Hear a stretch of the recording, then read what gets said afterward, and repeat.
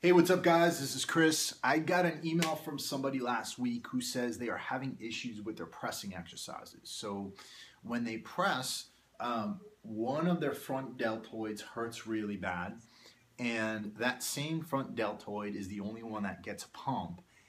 And that same front deltoid is the only one that's building up. The other one is not working at all.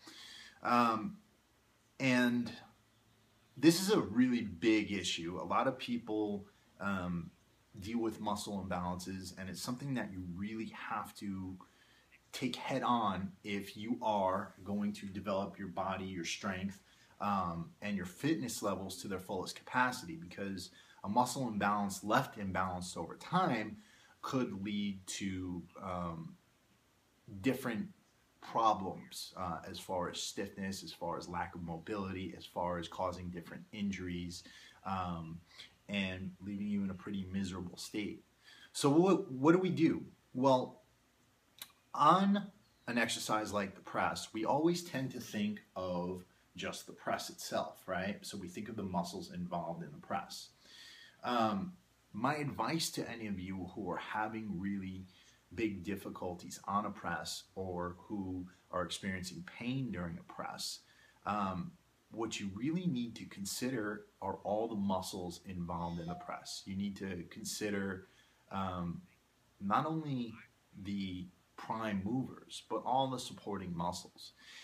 What a lot of us don't understand about the bench press and the overhead press, and I've been going over this a lot in my instructional videos online, and if you join my training group, a lot of my private videos go through this.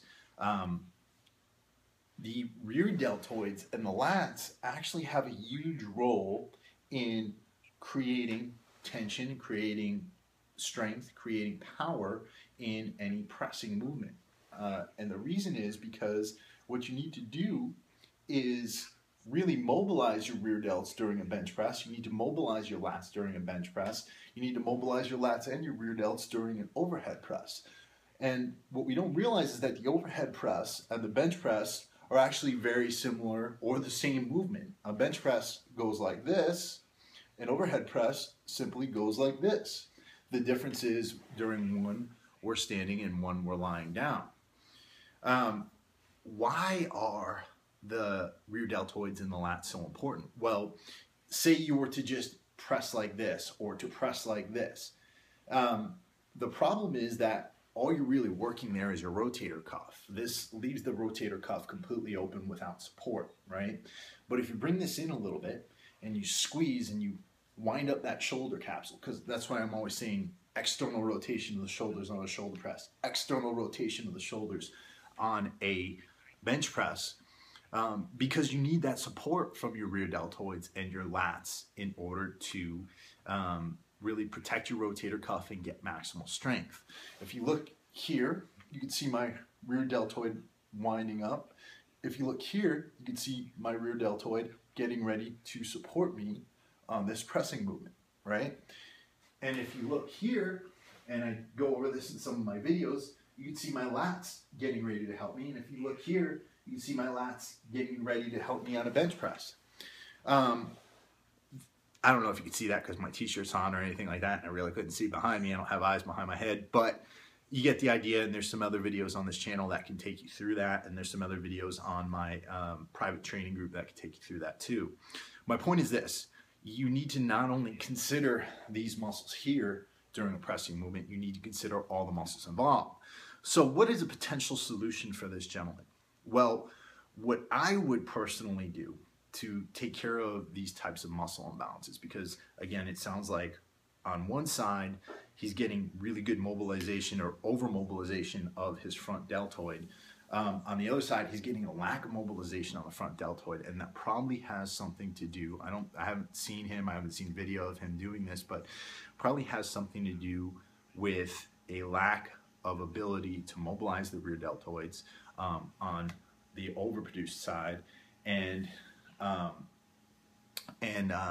an under ability to mobilize this front deltoid. So I would actually avoid pressing for a while and focus on pulling movements. And for those of you who want a big bench press or want a big overhead press, you really need to focus on pulling movements more than you need to focus on pushing movements. And the reason why is because we often forget about these muscles back here and your lats and things like that, because we're so focused on getting that big bench press or that big overhead press.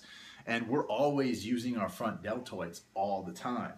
Whatever you're doing, if I'm writing, I'm working on the computer, if I'm cooking, if I'm doing other things, like you don't even want to know, the front deltoid comes into play. When we're curling, our front deltoids come into play. So pulling is really a huge thing we can do to minimize injury of the shoulders and create more power on the pressing movement. So if I were this gentleman, I would take 3-4 weeks off of any pressing movements, and I would focus on doing things like face pulls. I would focus on doing things like bent rows or chest supported rows where you're lying on a bench and pulling. Again, I have on my private channel, my private group, I have videos of these types of exercises. Doing pen lay rows could be a great thing for him.